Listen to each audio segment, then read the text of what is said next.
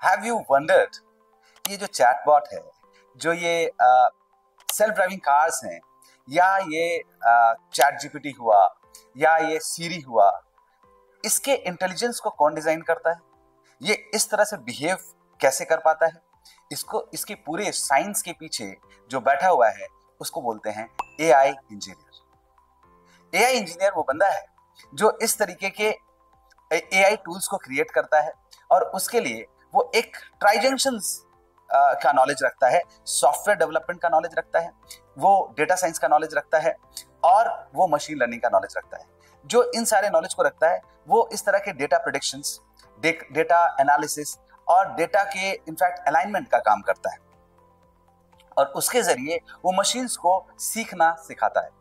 Yes, जिस तरह से हमें आपको बहुत सारे शिक्षक और मेंटर्स सिखाते हैं, एआई इंजीनियर मशीन को सीखना सिखाता है, राइट? और इसके बाद वो इनफैक्ट आपको तरह तरह के टूल्स देते हैं। एआई के बारे में लोग कहते हैं कि एआई कल आएगा, और मैं कहता हूं कि एआई आ चुका है, राइट? एआई आपके यहाँ घुस चुका है। चाहे वो हेल्थ केयर हो, चाहे वो डिजिटल क्रिएशन हो, चाहे वो कंटेंट राइटिंग हो, चाहे वो कोई भी सेक्टर हो, इंश्योरेंस से लेकर के बैंकिंग से लेकर के हर सेक्टर में आज के डेट में एआई आ चुका है। दुनिया भर में एआई पर बहुत सारी बहसें हो रही हैं, लेकिन सच में इसके करियर के बारे में अभी से अगर आप नहीं सोचते हैं तो आप कहीं ना कहीं पीछे रह जाएंगे। इसके लिए आपको करना क्या होगा, इसके कुछ स्टेप्स फॉलो करने होंगे, और वो स्टेप्स मैं आपको एक एक करके बताता हूं। वो स्टेप्स जब मैं बताऊं तो आप उसको चाहे तो नोट डाउन भी कर सकते हैं। कैसे कोई एआई इंजीनियर बनता है, इसमें 4-5 चीजें आपको ध्यान में रखनी है। अगर मैं पहली चीज की बात करता हूं तो प्रोग्रामिंग आपको सीखना है, प्रोग्रामिंग सीखना है। और प्रोग्रामिंग में पाइथन, C++ और R अगर आप सीख जाते हो तो ये इसके बेसिक्स में बहुत हेल्प करता है। इसके बाद दूसरा सब्जेक्ट जो आपको इनफैक्ट कंट्रोल करना है वो थोड़ा मैथ्स और स्टैट्स पर कंट्रोल करना है, जिसमें कुछ सब्जेक्ट्स, कुछ टॉपिक्स इस तरह से हैं जैसे लीनियर अलजेब्रा, प्रोबेबिलिटी और कैलकुलस पर आपको ध्यान देना पड़ेगा। इसके साथ साथ आपको डेटा साइंस पर थोड़ा सा ध्यान देना पड़ेगा, जैसे डेटा हैंडलिंग की बात करें, विजुअलाइजेशन की बात करें, मॉडलिंग की बात करें, तो इन सारे सेक्टर्स में आपके हाथ बहुत मजबूत होने चाहिए, आपका नॉलेज बहुत ही साउंड होना चाहिए।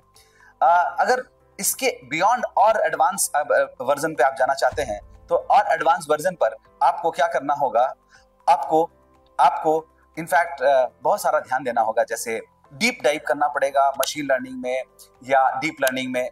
उसके लिए आपको एल्गोरिदम्स, न्यूरल नेटवर्क्स, एनएलपी और कंप्यूटर विजन के ऊपर काम करना पड़ेगा। जो 5वां स्टेप्स है, इसके बाद ये सारी चीजें नॉलेज जानने के बाद आप छोटे छोटे प्रोजेक्ट्स बनाओगे, स्मॉल प्रोजेक्ट बनाओगे, जैसे चैटबॉट्स बनाओगे, इमेज क्लासिफायर बनाओगे, या आप सेंटिमेंट एनालिसिस बनाओगे। जैसे किसी भी चीज को प्रेडिक्ट करना है या किसी भी चीज को क्लासिफाई करना है, ऑर्गेनाइज करना है, पिक्सेल्स ऑर्गेनाइज करने हैं, ये सब आपको सीखना पड़ेगा।